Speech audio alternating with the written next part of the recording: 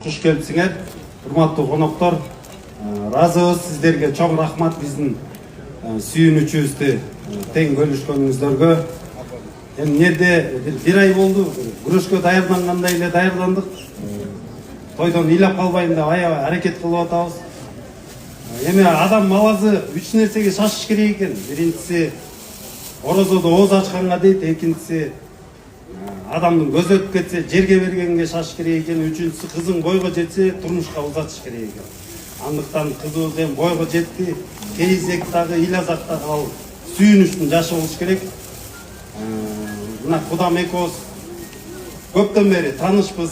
Жана өзүңүз айтып кеткендей жылдызыбыз келишип, анан баягы калың сеп деген Кыргызда ырым-жырымы бар экен, ошону чогуу чараны чечтик. Ушул жаштарга поддержка болсун деп, Куда 1 миллион сом деп калың кылды эле. Биз дагы ошону септин ордуна көтөрмөлөп 2 миллионго ушул жаштарга кичине чыгым болуп кетсин деп. Эми таластыктар бир мактануу болмайынча болбойт.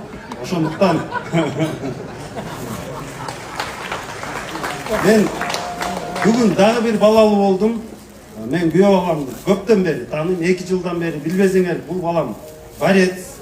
2 жылдан бери мен колумда тренировка кылган, ошондой эле армияга Скорпионго служить этип келген бала, мекен үчүн кызмат кылган бала.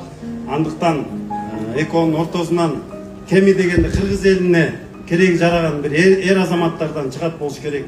1000 жылдык куда болойлу, мына кудамдагы эл үчүн, жер үчүн аябай көп кызмат кылган. Көптөргө, жетимдерге чейин үй салып берген. Мынакей залды спортко эмес, спортко дагы чоң салым кылды. Илеген каганат залын ачып берип, ушул жерден чемпиондор чыксын деди. Андыктан ишеничиңизди актайбыз. Ар дайым тойлор тойго улана берсин. Чоң рахмат. Рахмат. Адам кудалардан